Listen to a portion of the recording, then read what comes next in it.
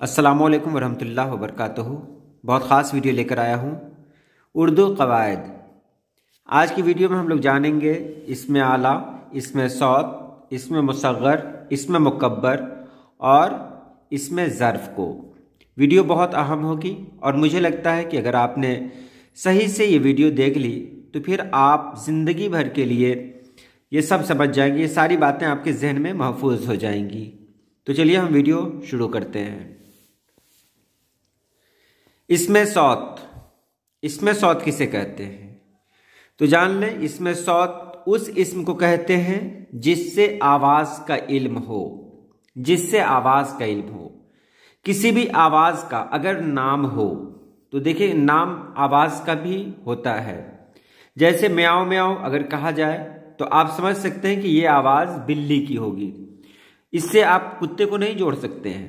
खटखट की आवाज़ हो तो ये आप ये कह सकते हैं कोई किसी चीज़ से, एक चीज़ से दूसरी चीज़ को टकरा रहा है, ये भी कह सकते हैं। तो इसमें सौत उस आवाज़ को कहते हैं जो कहीं ना कहीं से जुड़ी हो, जो किसी न किसी से मखसूस हो। जैसे खटखट वाज़े हो गया कि ये आवाज़ टकराने से आ रही है। म्याऊं म्याऊं पता चल गया कि ये बिल्ली की आवाज़ है। भौं भौं कहें तो कुत्ते की आवाज़ है। साएं साएं कहें तो साएं साएं क्या हुए, हवा चलने की आवाज़ है।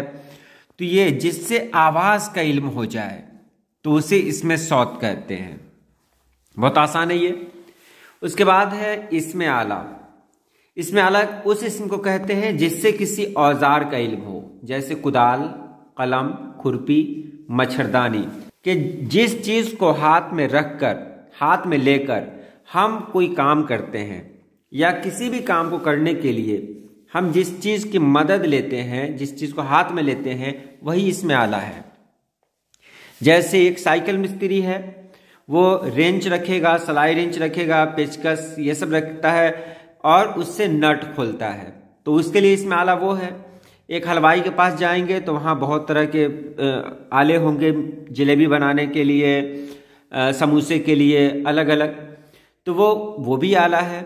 इसी तरह एक किसान का आला कुदाल है, एक टीचर का आला अगर कहीं कहें तो कलम है। एक बात और याद रखें, इसमें आला वही है जिसको हम हाथ में ले सकें। बस को इसमें आला नहीं कहेंगे। बस को हाथ में लेकर हम कोई काम नहीं करते, वो इसमें आला नहीं है। वो एक जरिया है एक जैसे दूसरी जगह ले जाने का। तो बस इसमें आला नहीं है। जिसको हम हाथ में ले सकें वो इसमें आला है। जैसे यहां मिसाल देखें, चाकू कौन सा इसमें है? इसमें सौत, इसमें आला, इसमें ज़र्फ़ कोई नहीं। तो आप बता सकते हैं चाकू इसमें आला है, क्योंकि चाकू को हाथ में लेते हैं तो दूसरा काम करते हैं। कुछ काटना हो तो चाकू की मदद से काटते हैं। कंघी भी इसमें आला है, क्योंकि कंघी की मदद से अपने बाल को संवारते हैं। पेंसिल भी इसमें आला है, क्योंकि पेंसिल की वजह से लिखते हैं। कुदाल इसमें आला है, क्योंकि कुदाल की मदद से ज़मीन की खुदाई होती है। तो आप समझ सकते हैं जिसकी मदद से हम कोई काम करते हैं वो इसमें आला है। अब काँव काँव कौन सा इसमें है?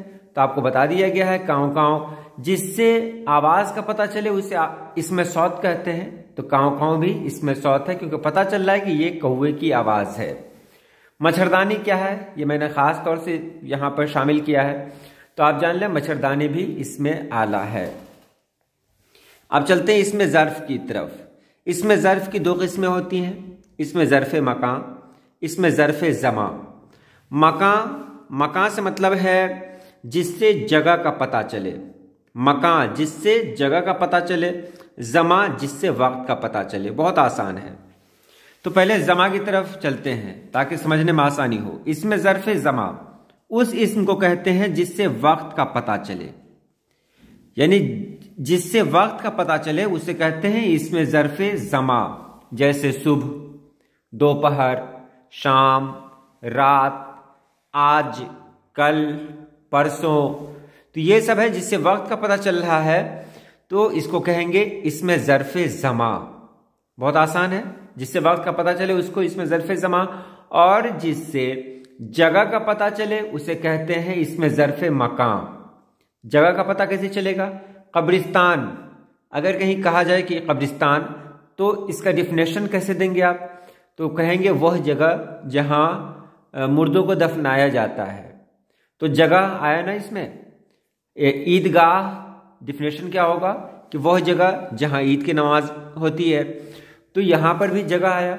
घर वो जगह जहाँ लोग आराम करते हैं, स्कूल वो जगह जहाँ लोग तालीम हासिल करते हैं। तो जिससे जगह का पता चले, जगह का पता और भी हो सकता है, मस्जिद कह सकते हैं, मंदिर है, और भी बहुत सारी जगह हैं, मैदान है, खेल का मैदान है, वो भी कह सकते हैं, और भी बहुत सारी जगह हो सकती हैं जो आपके जहन में होंगी।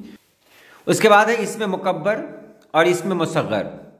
इसमें मुकब्बर उस इसम को कहते हैं जिससे किसी इसम के बड़ा होने का पता चले, और इसमें मुसग्गर उस इसम को कहते हैं जिससे किसी इसम के छोटा होने का पता चले। अब शर्त यहाँ यह है कि जो इसमें मुकब्बर होगा उसका कोई न कोई इसमें मुसग्गर होगा ही, और जो इसमें मुसग्गर होगा उसका कोई न कोई इसमें मुकब्बर होगा। हम हाथी को इसमें मुकब्बर नहीं कह सकते हैं क्योंकि उसका कोई इसमें मुसग्गर नहीं है। इसमें मुकब्बर में हम मिसाल लाए हैं यहाँ पर किताब।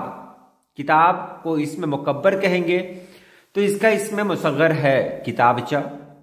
दर, दर इसमें मुकब्बर है, इससे बड़ा होने का पता चल रहा है, तो दरीचा। बाग, बाग बड़ा होने का पता चल रहा है तो उसका इसमें मुसग्गर है बागीचा। चलिए अब अलग से मिसाल दे रहे हैं। हमारे घर में देग है।